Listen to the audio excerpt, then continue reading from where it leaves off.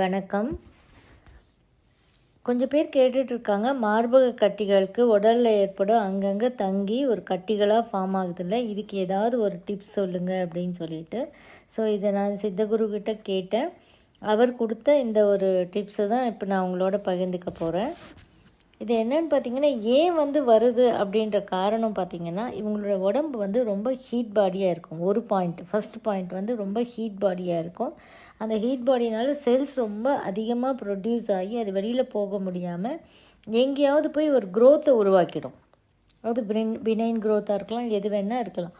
ஒரு க்ரோத்தை உருவாக்கிடுச்சுன்னா அது ஒரு கட்டியாக ஃபார்ம் ஆகிடுது. அது வேணால் மார்பகத்தில் கூட ஃபார்ம் ஆகிறதுக்கு சான்சஸ் இருக்குது. எங்கே வேணால் ஃபார்ம் ஆகும். யூட்ரஸில் ஃபார்ம் ஆகலாம், அதான் ஃபைப்ராய்டுன்னு நம்ம சொல்கிறோம். ஸோ எங்கே வேணால் ஃபார்ம் ஆகலாம் இந்த கட்டிகள் அப்படின்றது.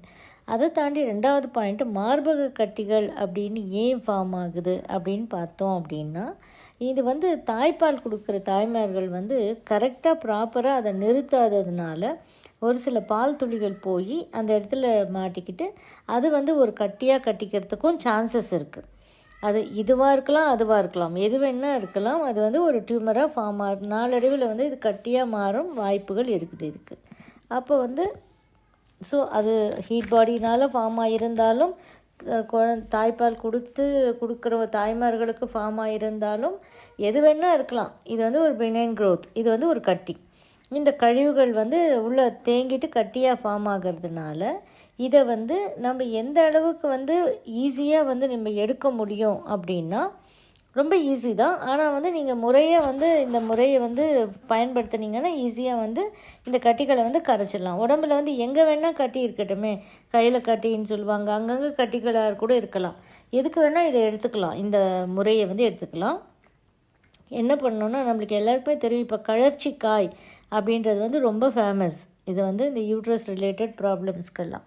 அப்போ நம்ம இதை என்ன பண்ணணுன்னா, கழற்சிக்காய் அதை எடுத்துக்கிட்டு, அந்த காய் நம்ம உங்களுக்கு ஞாபகம் இருக்கோ இல்லைன்னு தெரியல எனக்கு, சின்ன வயசுலலாம் ஸ்கூலுக்கு போகும்போது நாங்கள்லாம் அப்படியே கீழே தரையில் நல்லா தேய்ச்சி அப்படியே நம்ம பாடி மேலே வச்சோன்னா அப்படியே சூடு கொதிக்கும், சூடு வைக்கிற மாதிரி ஆகிடும்.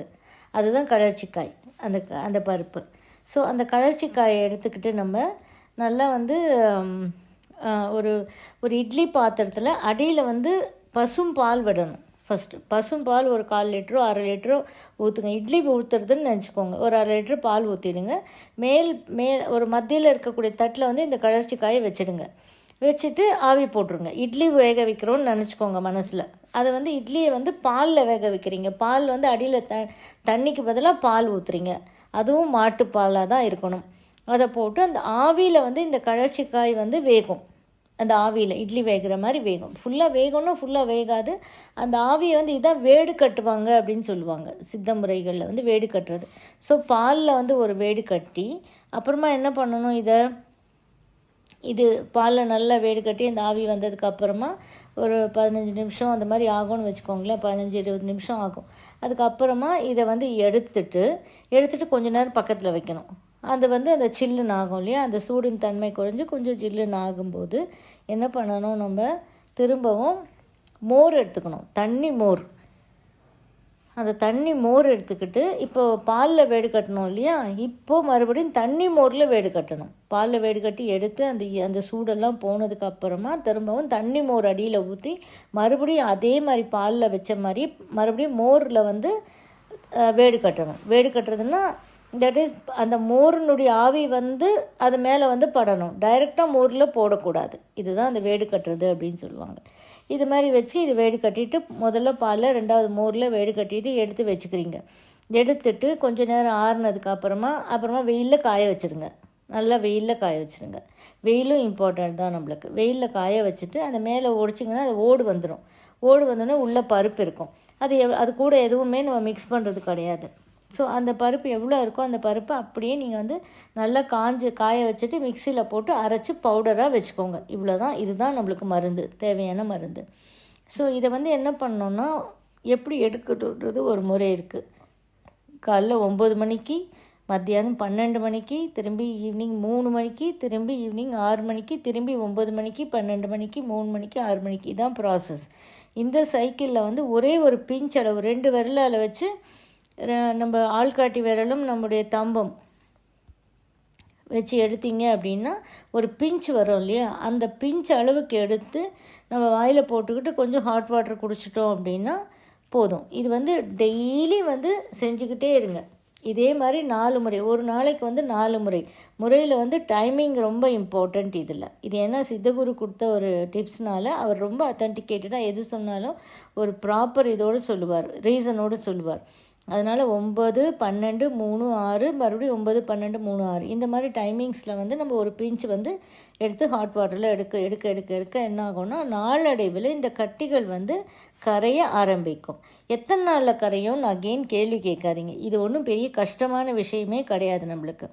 ஏன்னா வந்து அலோபதி மருந்துகள் எடுத்து நம்ம ஏதோ முடியாமல் போய் தான் நம்ம வந்து ஏதாவது வழி கிடைக்குமா அப்படின்னு சொல்லி நம்ம தேடிக்கிட்டு இருப்போம் இல்லைங்களா. அப்போ வந்து எந்த முறைக்கும் வந்து இது வந்து இது கிடையாது, கஷ்டமானது ஒன்றும் யாருக்குமே ஒரு கஷ்டமான முறை இது கிடையாது. ப்ரிப்பேர் பண்ணுறதும் ரொம்ப ஈஸி தான். அண்டு வந்து இது சாப்பிட்ற முறையும் ரொம்ப ஈஸி தான். ஒரு பிஞ்சு தான் அப்படி எடுத்துக்க போகிறீங்க, வாயில் போட்டு நீங்கள் சுடு தண்ணி குடிக்க போகிறீங்க, அவ்வளோதான் இல்லையா. ஸோ அது வந்து ரொம்ப ரெகுலராக நீங்கள் பண்ணிக்கிட்டே வந்தீங்கன்னா நாளடைவில் வந்து கொஞ்சம் கொஞ்சமாக வந்து இந்த கட்டிகளினுடைய சைஸ் குறைஞ்சு ஒரு காலகட்டத்தில் கட்டி இல்லாமல் போயிடும். அது நீங்கள் கண்கூடாக பார்க்கலாம். பட் இதுக்கு வந்து லாங் ரன் டைம் எடுக்கும். எவ்வளோ நாளுன்னு சொல்லி எனக்கும் தெரியாது. ஏன்னா உங்கள் உடம்புல எவ்வளோ ஸ்ட்ராங்காக இருக்கோ அதை பேஸ் பண்ணி தான் இது வந்து கொஞ்சம் ஸ்லோவாக வேலை செய்யுமா ஃபாஸ்ட்டாக வேலை செய்யுமான்றது நமக்கு தெரியும். பட் வேலை செய்யுன்றது 100% வந்து நம்பி எடுங்க. எந்த விதமான கட்டிகள் இருந்தாலும் உங்களுக்கு வந்து அது கரைய ஆரம்பிச்சிடும். கொஞ்ச நாளில் நீங்கள் அந்த டிஃப்ரென்ஸ் பார்க்க ஆரம்பிக்கலாம், சைஸ் கம்மியாகிறது எல்லாத்தையும் பார்க்க ஆரம்பிக்கலாம். ஸோ அதுக்கப்புறமா வந்து